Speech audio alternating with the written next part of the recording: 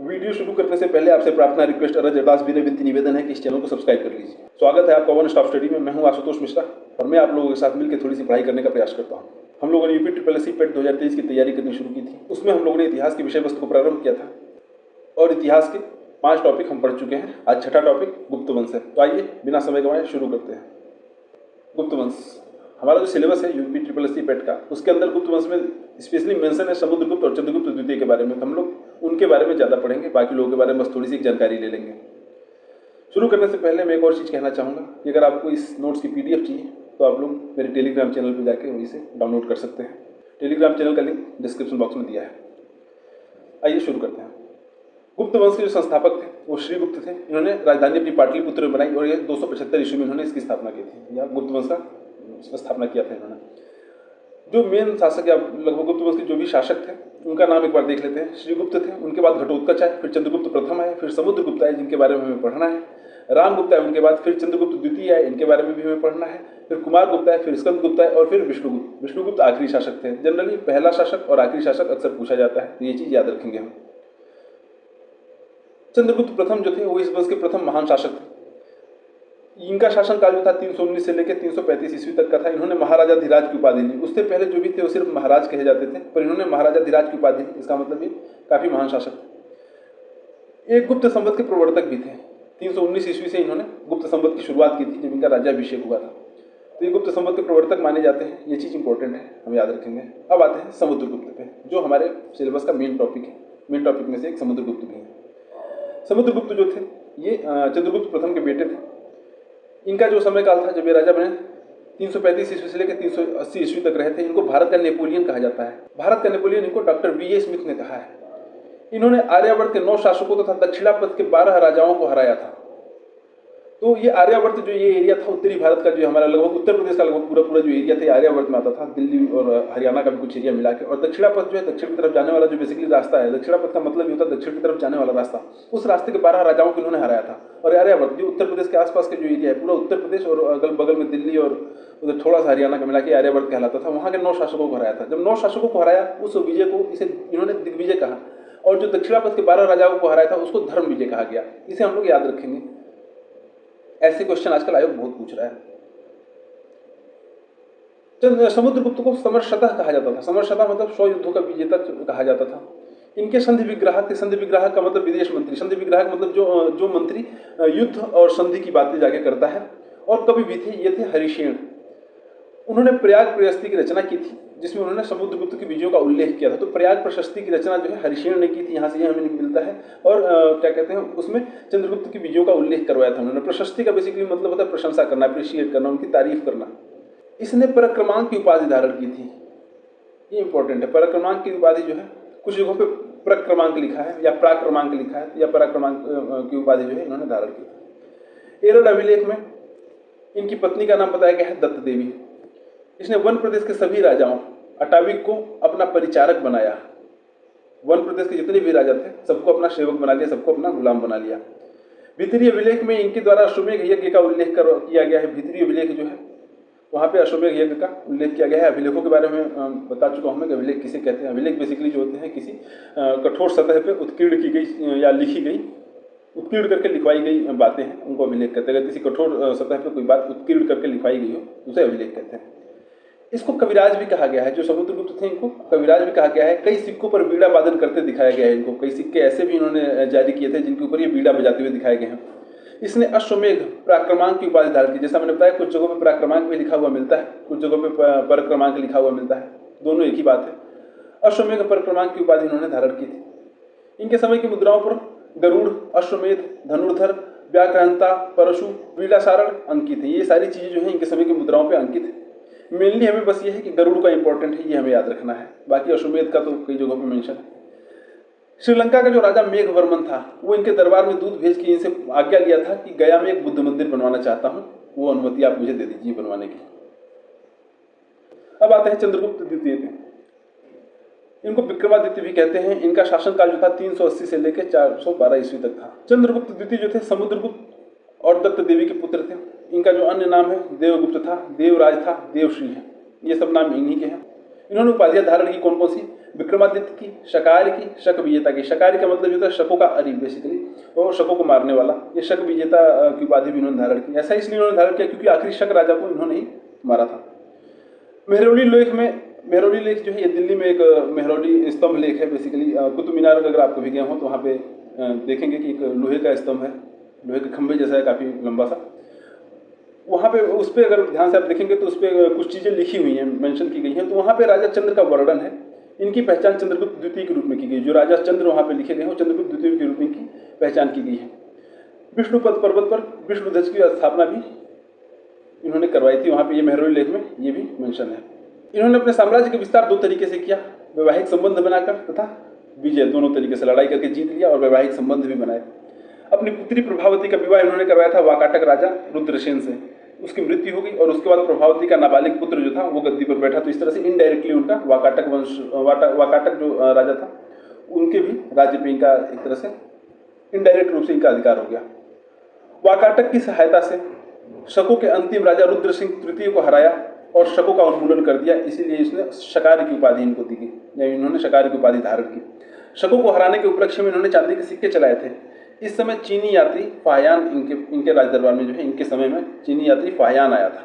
ये इंपॉर्टेंट है, याद रखेंगे हम लोग। मैच द फॉलोइंग में अक्सर पूछा जाता है कि कौन से राजा के समय में कौन सा यात्री आया था, या कई बार ऐसे पूछ लिया जाता है कि कौन सा यात्री कौन से देश से बिलोंग करता था। उदयगिरी अभिलेख के अनुसार यह पूरी पृथ्वी जीतना चाहता था, मतलब चंद्रगुप्त द्वितीय जो थे वो पूरी धरती को जीतना चाहते थे, ऐसा उदयगिरी अभिलेख में लिखा हुआ है। इनकी राजधानी पाटलिपुत्र थी जो आजकल पटना है। दूसरी राजधानी उज्जैन में स्थापित किए थे। ये इंपॉर्टेंट हो जाता है हमारे लिए कि उज्जैन में कौन से गुप्त राजा ने अपनी राजधानी स्थापित की थी। ये चंद्रगुप्त द्वितीय थे या चंद्रगुप्त विक्रमादित्य, कहीं कहीं अगर ऑप्शन में आ जाए तो उसे कंफ्यूज नहीं होंगे। जो द्वितीय थे उन्होंने विक्रमादित्य की उपाधि धारण की थी, इसीलिए उनको चंद्रगुप्त विक्रमादित्य भी कहते हैं।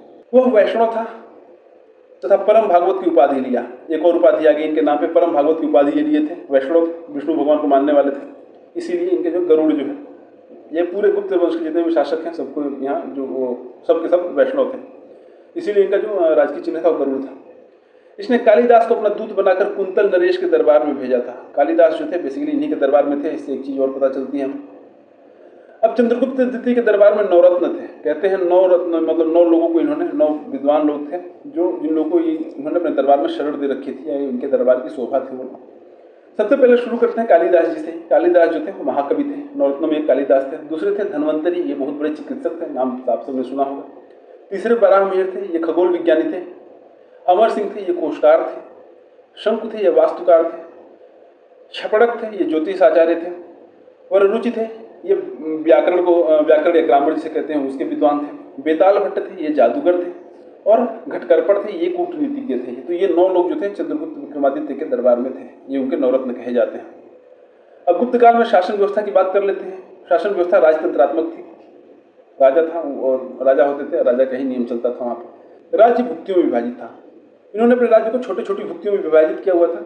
भुक्तियों पर शासन करने वाले को उपरिक कहते थे, या भुक्ति का जो सबसे प्रमुख अधिकारी था, सबसे बड़ा अधिकारी जो था उसे उपरिक कहते थे। उसके आदेश या उसके शासन में भुक्तियों का प्रशासन चलता था। भुक्तियाँ जो थी वो विषयों में विभाजित थी। एक भुक्ति कई सारे विषयों में विभाजित थी। विषय जो है एक तरह से आजकल जिले जैसा मान लेते हैं, जैसे आजकल जिले होते हैं वैसे ही उसमें भुक्तियों को विषयों में विभाजित किया गया था। जिले का राजा या विषय का जो राजा था उसे विषयपति कहते थे। विषय जो है विथियों में बटे थे और विथियां ग्रामों में विभाजित थी। ग्राम जो है सबसे छोटी इकाई हुआ करता था शासन की। पेठ है, ग्राम समूह की इकाई जो थी वो पेठ कही जाती थी। प्रशासन की सबसे छोटी इकाई जो थी वो ग्राम थी, जैसा मैंने बताया।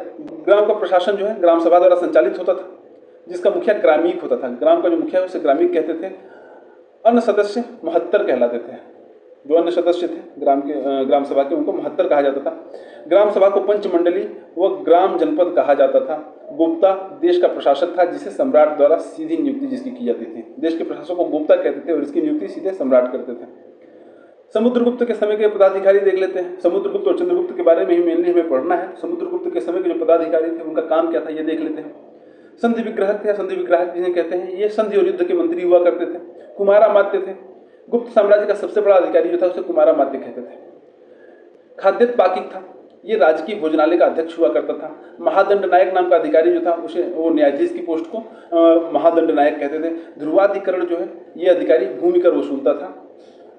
चंद्रगुप्त विक्रमादित्य या चंद्रगुप्त द्वितीय के अधिकारियों की बात करेंगे तो उनके यहाँ उपरीक थे, प्रांत के राज्यपाल को उपरीक कहते थे। कुमारामात्य प्रशासनिक अधिकारी थे, पूरे गुप्त साम्राज्य में कुमारामात्य जो थे सबसे बड़े अधिकारी माने जाते थे। ये पीछे भी देखा हमने। दंडपाशिक थे, ये पुलिस विभाग के प्रधान कहे जाते थे। महादंड नायक थे, मुख्य न्यायाधीश को कहा जाता था, ये समुद्रगुप्त के समय भी थे। बलाधिकृत थे, ये सैन्य कोष के अधिकारी थे। और महाप्रतिहार जो थे ये मुख्य दौवारिक थे। सेना का अध्यक्ष जो था वो सम्राट होता था, मतलब सम्राट जी सेनापति हुआ करता था। अगर सम्राट वृद्ध है तो सेना की अध्यक्षता युवराज करता था, जो राजकुमार थे वो सेना की अध्यक्षता करेंगे अगर सम्राट बूढ़े हो गए हैं तो। गज सेना का जो प्रधान था उसे महापीलुपति कहते थे। महापीलुपति जो है गज सेना का प्रधान अध्यक्ष होता था। अश्वसेना का प्रधान जो था उसे महाश्वपति या भटाश्वपति कहते थे। ये चीज़ें याद रखेंगे, कभी कभार पूछ ली जाती है। जनरली इतना ज़्यादा डीप में नहीं पूछते यूपी ट्रिपल एससी वाले, लेकिन फिर भी हम याद रखेंगे, क्या पता मूड बदल जाए उनका। सेना के लिए आवश्यक सामग्री की पूर्ति के लिए रणभांडाधिकृत नाम का एक अधिकारी हुआ करता था। रणभांडाधिकृत जो था सेना के लिए आवश्यक सामग्री की पूर्ति करता था। जो सेना के लिए आवश्यक सामान होते हैं, जो जरूरी सामान है सेना के लिए, उनकी पूर्ति जो है उनको इकट्ठा करने का काम, उनको लेकर आने का काम रणभांडाधिकृत नाम का एक अधिकारी करता था। उस समय के समाज की बात करेगा तो समाज 4 वर्णों में विभाजित था। ब्राह्मण थे, क्षत्रिय थे, वैश्य थे और शूद्र थे। छुआछूत की प्रथा थी वहाँ पे, बहुविवाह का भी प्रचलन था। सती प्रथा के भी प्रमाण मिले हैं। ये कहाँ से मिले हैं? एरड़ अभिलेख में लिखा गया है। एरड़ अभिलेख किसका है? भानुगुप्त का है। उसमें लिखा है कि गोपराज की पत्नी उनके साथ जली थी। तो ये एरड़ अभिलेख में सती प्रथा का पहला साक्ष्य मिलता है।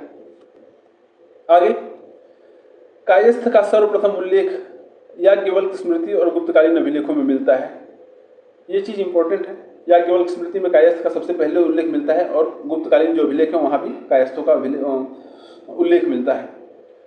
वैश्यावृत्ति का अस्तित्व था। वैश्या को गणिका कहा करते थे। गुप्त काल में वैष्णव धर्म को राजाश्रय मिला, मतलब राजा ने वैष्णव धर्म को प्रोटेक्ट किया एक तरह से। ये जो इसका मतलब ये होता है कि राजा जो थे, गुप्त राजा जो थे, वो वैष्णव धर्म को प्रोटेक्ट करते थे। बौद्ध धर्म को राजाश्रय मिलना समाप्त हो गया। धीरे धीरे बौद्ध धर्म का यहाँ पे क्रेज कम हो गया। उस समय गुप्त वंश में जो थे त्रिमूर्ति पूजा प्रारंभ होगी। ब्रह्मा, विष्णु और महेश की पूजा प्रारंभ कर दी गई। ब्रह्मा को सृजन का देवता माना गया, विष्णु को पालनकर्ता माना गया और महेश यानी भगवान शंकर को संहारकर्ता माना गया। ऐसी मान्यता आज भी चलती है। चंद्रगुप्त द्वितीय व समुद्रगुप्त के सिक्कों पर गरुड़, विष्णु का जो वाहन है, वो अंकित है। गरुड़ जो है गुप्त राज्य की चिन्ह भी है। गुप्त साम्राज्य का राज्य की चिन्ह गरुड़ ही है। देवगढ़ झांसी का दशावतार मंदिर जो है वैष्णव धर्म संबंधी सबसे बड़ा साक्ष्य है। देवगढ़ दशावतार मंदिर जो है, यहाँ पे एक चीज तो ये फैक्ट ये निकल के आता है कि दशावतार जो मंदिर है ये देवगढ़ झांसी में है और ये वैष्णव धर्म का सबसे बड़ा साक्ष्य है। गुप्त काल में मथुरा व वल्लभी में जैन सभाओं का आयोजन हुआ था। गुप्त काल में अगर आर्थिक व्यवस्था की बात करें तो गुप्त काल में आर्थिक व्यवस्था जो थी, आर्थिक स्थिति काफी समृद्ध थी। 5 प्रकार की भूमि हुआ करती थी। क्षेत्र भूमि कहते थे, जो कृषि योग्य भूमि थी, जो जहाँ पे खेती की जा सकती थी। वास्तु भूमि, जहाँ पे रहने लायक जमीन थी, उसे वास्तु भूमि कहते थे। चारागाह की भूमि यानी चारा योग्य जो जमीन थी। खिल भूमि कहते थे, जो बंजर जमीन थी, जो जोतने योग्य नहीं थी। अपृहत भूमि जो कहते थे, बिना जोती जंगली भूमि, मतलब जहाँ पे कभी खेती नहीं की गई है, जंगल की जो खेती है उनको अपृहत भूमि कहते थे। आय का प्रमुख स्रोत जो था वो भू राजस्व था, टैक्स था। ये लगभग 1/4 से लेकर 1/6, 1/4 से लेकर 1/6 पार्ट तक हुआ करता था। ध्रुवाधिकरण जो है ये भूमि कर लेने वाले अधिकारी को कहते थे। ध्रुवाधिकरण भूमि कर लेने वाला अधिकारी था। ये इंपॉर्टेंट है, ये पूछा जा सकता है। सार्थवाह थे, व्यापारियों के कारवां को नेतृत्व करने वाले थे, इनको सार्थवाह कहते थे। व्यापारियों तथा शिल्पियों के 4 संगठन थे, निगम, पुग, गढ़ और श्रेणी। व्यापारी और शिल्पी ये लोग अपना अलग अलग संगठन बनाते थे और उनको अलग अलग नाम दिया करते थे। निगम, पुग, गढ़ और श्रेणी नाम के संगठन जो थे, ऐसे 4 संगठन बने हुए थे, ये लोग बनाते थे। श्रेणी का प्रधान जो था उसे ज्येष्ठक कहा करते थे। व्यापारियों का जो संगठन था उसे श्रेणी कहते थे, संघ जिसे कहते थे, और उसके प्रधान को ज्येष्ठक कहा जाता था। भूमि अभिलेखों को सुरक्षित रखने के लिए 2 अधिकारी हुआ करते थे, कर्णिक और महापक्ष पटलिक। भूमि संबंधी विवाद का निपटारा करने के लिए भी अधिकारी थे, उनका नाम था न्यायाधिकरणी। गुप्त साम्राज्य के बंदरगाह भी थे, जो बंदरगाह थे, जहाँ जो पोर्ट एरिया जो था। पूर्वी भारत में कौन कौन से बंदरगाह थे उस समय जो यूज किए जाते थे या विदेशों से व्यापार के लिए यूज होते थे? ताम्रलिप्ति बंदरगाह था और घंटशाला था। ये पूर्वी भारत के जो बंदरगाह थे, पूर्व वाले एरिया जो बेसिकली बंगाल की खाड़ी वाला हिस्सा है।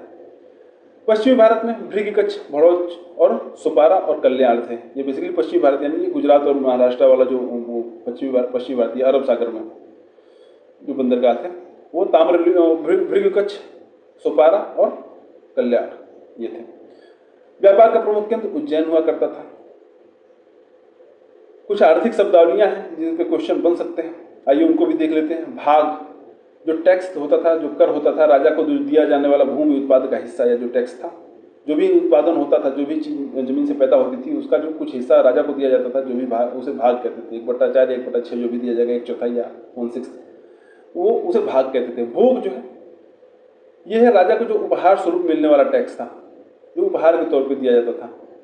उदरंग जो है स्थायी काश्तकारों के लिए कर था, जो स्थायी काश्तकार हैं उनके लिए उदरंग नाम का टैक्स हुआ करता था। वो जो टैक्स देते थे उसे उदरंग कहते थे।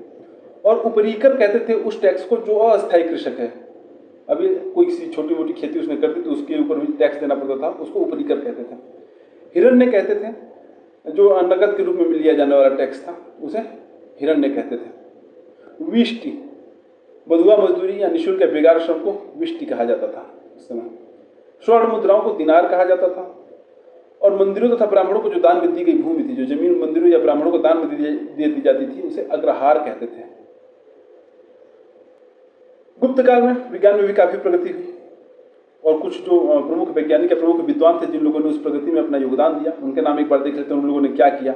आर्यभट्ट गुप्त काल में ही थे, सबसे बहुत प्रसिद्ध गणितज्ञ हैं, जीरो की खोज की है इन्होंने ये भी बताया था कि पृथ्वी गोल है और उसकी परिधि भी लगभग नाप के उन्होंने बता दिया था कि एक अनुमान लगाया था लगभग कि इसकी परिधि कितनी है, पृथ्वी गोल है तो उसकी परिधि कितनी है। इन्होंने 10 गीतिक सूत्र और आर्याष्टक शतक की रचना भी की थी। आर्यभट्टीय नाम का एक ग्रंथ लिखा इन्होंने, उसमें दशमलव प्रणाली का वर्णन किया इन्होंने। वाराहमिहिर जो थे ये पंच सिद्धांतिका के रचयिता थे। इन्होंने 5 सिद्धांतों का निरूपण किया। जो पंच सिद्धांतिका के रचयिता, इसमें 5 सिद्धांतों का निरूपण किया। 5 सिद्धांत कौन कौन से हैं? पैतामह, रोमक, पोलिश, वशिष्ठ और सूर्य। एक बार फिर से देख लेते हैं। पैतामह, रोमक, पोलिश, वशिष्ठ और सूर्य, 5 सिद्धांत की इन्होंने निरूपण किया। ब्रह्मगुप्त ये भी गणितज्ञ थे और ब्रह्म सिद्धांत की रचना इन्होंने की थी। ये इंपॉर्टेंट है, ब्रह्म सिद्धांत की रचना जो है किसने की थी, ये पूछा जा सकता है। सुश्रुत जो थे ये आयुर्वेद चिकित्सक थे। फिर धन्वंतरी थे, आयुर्वेद के पिता माने जाते हैं धन्वंतरी। लाटदेव ये सूर्य सिद्धांत के गुरु माने जाते थे। सूर्य सिद्धांत जो भी हमने देखा, वाराहमिहिर ने पंच सिद्धांतों की जो रचना की थी उनमें से एक सिद्धांत सूर्य सिद्धांत था, उसके गुरु थे लाटदेव। फिर कला के क्षेत्र में भी गुप्त का जो था उत्कृष्ट था। अजंता की 29 गुफाओं में से 16, 17 और 19 नंबर वाली जो गुफाएं, ये 3 गुफाएं जो है गुप्त काल से संबंधित हैं। अजंता की जो गुफाएं हैं औरंगाबाद महाराष्ट्र में हैं। ये याद रखेंगे, पूछा जाता है क्वेश्चन कि अजंता की गुफाएं कहाँ पे हैं। तो उसमें बेसिकली 29 गुफाएं हैं। 29 गुफाओं में से 16, 17 और 19 नंबर की जो गुफाएं हैं गुप्त काल से संबंधित हैं। अजंता की खोज जो है, अजंता की गुफाओं की खोज जेम्स अलेक्जेंडर नाम के व्यक्ति ने की थी 1819 में। इन गुफाओं में चित्रकारी की तकनीकी उल्लेखनीय है। इसमें कौन कौन सी जो इंपॉर्टेंट पेंटिंग है जो बहुत ही अच्छी है, उसमें से मरणासन्न राजकुमारी की पेंटिंग है, ये गुफा संख्या 16 में है। गुफा संख्या 17 के अंदर कौन कौन सी चीजें हैं? जातक कथाओं का उल्लेख है, बुद्ध द्वारा यशोधरा से भिक्षा मांगा जाना और यशोधरा का राहुल को उनको सौंपने का जो चित्र है वो भी है इसके अंदर, और सिंघल राज दरबार का भी चित्र है। ये 3 चित्र जो है गुफा नंबर 17 के अंदर है। ऐसे क्वेश्चन कभी कभार पूछे जाते हैं, खासकर आरो में। अजंता की गुफाओं के जो बौद्ध धर्म से संबंधित चित्र है वो महायान शाखा से संबंधित है। जो भी अजंता की गुफाओं में बौद्ध धर्म से संबंधित चित्र है वो महायान शाखा से संबंधित है। कुछ प्रमुख मंदिर जो थे उस समय के वास्तुकला से रिलेटेड चीजें जो थी वो देख लेते हैं, कौन से कहाँ पे थे। देवगढ़ झांसी में दशावतार मंदिर है, ये ऊपर हम देख चुके हैं। धम्मेक स्तूप जो है सारनाथ में है। शिव मंदिर भूमरा नागौद जो है एमपी में है। पार्वती मंदिर जो है नचना कुठार एमपी में है। भितरी गांव मंदिर कानपुर में है, यूपी में है। ये याद रखेंगे, इंपॉर्टेंट है क्योंकि हम लोग यूपी का एग्जाम देने वाले हैं, तो यूपी वाले सारी चीजें याद रखेंगे हम। विष्णु मंदिर जो है तिगवा जबलपुर एमपी में है। विष्णु मंदिर एक उदयगिरी में भी है, विदिशा में। शिव मंदिर जो है अहिछत्र बरेली में है, ये भी याद रखेंगे। अगला लक्ष्मण मंदिर सिरपुर में है, ये ईंटों से बना हुआ मंदिर है। बाघ की गुफाएं जो है विंध्य पर्वत को काट कर बनाई गई है, धार जिला एमपी में है। और धर्मनिरपेक्ष गुफाएं हैं, इसमें किसी भी धर्म विशेष का जो कुछ भी मेंशन नहीं है। गुप्त काल संस्कृत साहित्य का स्वर्ण युग है। संस्कृत साहित्य का स्वर्ण युग माना जाता है गुप्त काल को। कालिदास जो थे गुप्त काल में ही थे, उनको भारत का शेक्सपियर कहते हैं। याज्ञवल्क्य स्मृति लिखी गई, कात्यायन स्मृति लिखी गई, बृहस्पति स्मृति लिखी गई और पराशर स्मृति जो है ये सब इसी काल में लिखी गई थी।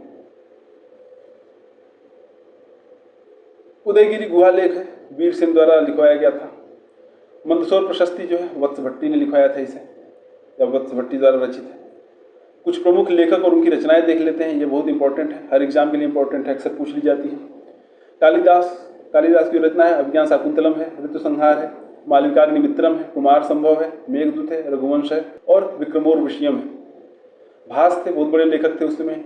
इनकी जो रचनाएं हैं स्वप्नवासव दत्तम, कर्णभारम, चारुदत्तम। विष्णु शर्मा ने पंचतंत्र लिखा है, ये बहुत बार पूछा गया है। बाणभट्ट ने हर्षचरित लिखा हुआ है, ये भी बहुत बार पूछा गया है। विशाखदत्त ने मुद्रा राक्षस देवी चंद्रगुप्तम की रचना की है।